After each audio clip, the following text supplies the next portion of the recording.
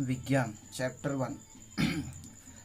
Chapter का नाम है हमारे आसपास के पदार्थ, मैटर इन आवर सराउंडिंग्स। हमारे आसपास के पदार्थ, matter in our surrounding. Class 9th विज्ञान चैप्टर 1, हमारे आसपास के पदार्थ, मैटर इन आवर सराउंडिंग्स। ठीक है, हमारे आसपास के क्या क्या पदार्थ हैं उनके बारे में हम इस वीडियो में डिस्कशन करेंगे। द्रव्य या पदार्थ, पदार्थ क्या होता है? मैटर और सब्सटेंस, इंग्लिश में बोलते हैं मैटर द्रव्य को और पदार्थ को बोलते हैं सब्सटेंस। ठीक है, क्या होता है द्रव्य या पदार्थ? आइए देखते हैं।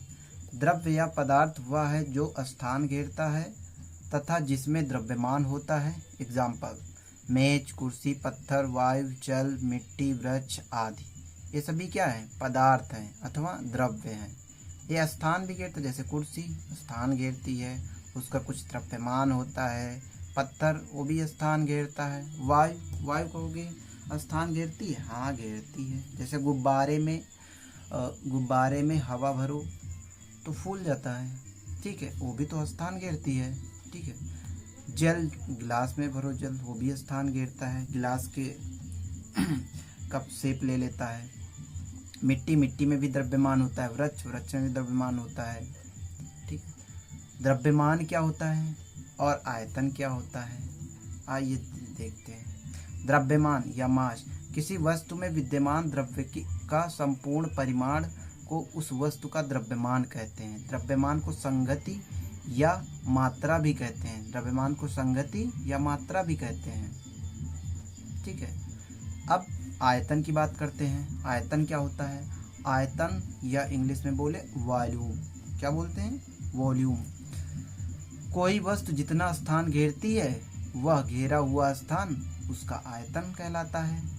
आयतन का अंतर्राष्ट्रीय मात्रा घन मीटर है। द्रवों का आयतन साधारणतः लीटर में मापा जाता है।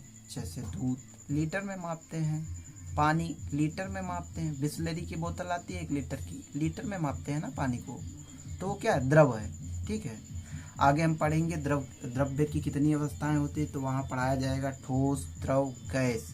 तो द्रव वहाँ पे पढ़ाया जाएगा। ठीक है, तो जल क्या है? द्रव है। 1 मीटर क्यूब बराबर 10⁶ सेंटीमीटर क्यूब। 1 मीटर क्यूब बराबर 1000 लीटर। 1 लीटर बराबर 10⁻³ सेंटीमीटर क्यूब। ये होते हैं आयतन के कुछ माप। ठीक है, देखिए, पदार्थ के कणों के अभिलाक्षणिक गुण या इंग्लिश में बोले तो characteristics of particles of substance. पहला, पदार्थ के कण अत्यंत सूक्ष्म होते हैं। पदार्थ के कण इतने सूक्ष्म होते हैं कि हमें नग्न आंखों द्वारा दिखाई नहीं देते हैं। ठीक है, पदार्थ के कण के बीच रिक्त स्थान होता है, इसे अंतरा आणविक स्थान कहते हैं। पदार्थ के कणों के बीच अंतरिक्ष स्थान होता है। जैसे एग्जाम्पल ले लो, एक गिलास में पानी ले लो और उसके बाद उसमें नमक या चीनी घोल दो। नमक या चीनी जब भी गिलास में घोलोगे तो उस गिलास में जो जल होगा उसके स्तर में, उसके लेवल में कोई फर्क नहीं पड़ेगा। जितना लेवल पहले था उतना ही लेवल अब भी रहेगा, लेकिन चीनी या नमक जो भी उसमें घोलोगे वो घुल जाएगी, वो गायब हो जाएगी, दिखाई नहीं देगी। इसका मतलब ये, इस प्रयोग से ये प्रतीत होता है कि पदार्थ के कणों के बीच रिक्त स्थान होता है। ठीक है, अगला पॉइंट, तीसरा, पदार्थ के कण निरंतर गति करते रहते हैं जिसके कारण इनमें गतिज ऊर्जा होती है। हाँ, पदार्थ के कण गति करते रहते हैं। जैसे हम जब भी घर में अगरबत्ती जलाते हैं तो उसका धुआं पूरे घर में फैल जाता है। हम कहीं दूसरी जगह बैठे होते हैं और अगरबत्ती दूसरी जगह पूजा घर में जलाई जाती है, फिर भी हमें उसकी सुगंध मिल जाती है। ठीक है, किसकी वजह से? क्योंकि उनके कण निरंतर गति करते रहते हैं, जिसकी वजह से हमारे पदार्थ के कण रिक्त स्थान होने के कारण एक दूसरे में विसरित होते रहते हैं।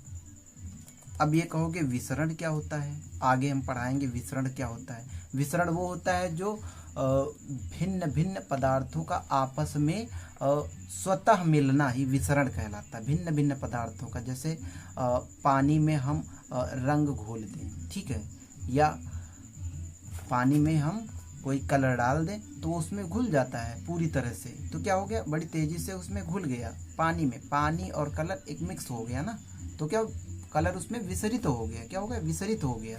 तो यही कहा गया है पदार्थ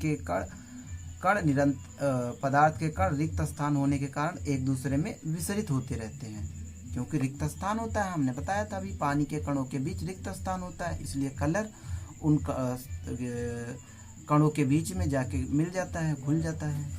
ठीक है। पदार्थ के कण एक दूसरे को आकर्षित करते हैं। हाँ, जैसे ये, इसके पार्टिकल बहुत छोटे छोटे हैं, तभी तो ये पेन रुका हुआ है ना।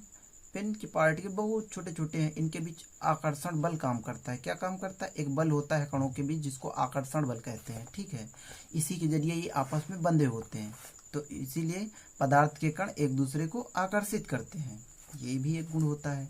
इसी गुण के कारण ये ठोस बना हुआ होता है। विसरण, डिफ्यूजन, दो भिन्न भिन्न पदार्थों का आपस में अपने आप मिलना ही विसरण कहलाता है। दो भिन्न भिन्न पदार्थों का अपने आप आपस में मिलना ही विसरण कहलाता है। ठीक है। जैसे पानी में कलर का घुलना, पानी में कलर का घुलना, क्योंकि पानी के कणों के बीच रिक्त स्थान होता है, उसमें कलर घुल जाता है, इसलिए हम कह सकते हैं कि कलर या रंग पानी में विसरित हो गया। ठीक है। नोट पॉइंट, द्रव्य का ताप बढ़ाने पर कणों की गतिज ऊर्जा बढ़ जाती है, जिसकी वजह से विसरण की क्रिया भी बढ़ जाती है। विसरण की क्रिया भी बढ़ जाती है। जैसे हमने बताया था कि पानी में चीनी को घोल देते हैं तो उसके स्तर में कोई फर्क नहीं पड़ता, मतलब उसके बीच रिक्त स्थान होता है। ठीक है। ऐसे ही एग्जाम्पल दिए थे कि अगरबत्ती जैसे सुलगाओ एक पूजा घर में, तो वो पूरे घर को सुगंधित कर देती है। जैसे गर्म पानी में चीनी को घोलो, ठंडे पानी में चीनी को घोलो, दोनों में फर्क होगा। गर्म पानी में चीनी जल्दी घुल जाती है और ठंडे पानी में चीनी देर से घुलती है। इसका मतलब क्या कि गर्म करने पर जल का तापमान बढ़ जाता है और कणों की गतिज ऊर्जा बढ़ जाती है। कणों की गतिज ऊर्जा बढ़ जाएगी तो विसरण की क्रिया भी तेज हो जाएगी, इसलिए जल्दी से चीनी घुल जाती है। हम कह सकते हैं चीनी बहुत ही जल्द विसरित हो गई पानी, जबकि ठंडे पानी में चीनी बहुत देर से घुलेगी, बहुत देर से विसरित होगी। ठीक है। ये एग्जाम्पल है। हाँ, ससंजक बल, कोहेसिव फोर्स, एक ही पदार्थ के कणों के मध्य लगने वाला बल ससंजक बल कहलाता है। इसे अंतराणविक बल कहते हैं या इंटरमॉलिक्यूलर फोर्स भी कहते हैं, क्योंकि यह पदार्थों के कणों के मध्य लगता है। ठीक है। एग्जाम्पल जैसे जल के कणों के मध्य लगने वाला बल, ये क्या है? ससंजक बल। जैसे उंगली से हम जल को काटें, उंगली से हम जल को काटेंगे तो कटता नहीं है, फिर से काटते जाते हैं, पीछे से मिलता जाता है, इसका मतलब इनके बीच बल लगता है एक, जिसे हम कोहेसिव फोर्स कहते हैं। ठीक।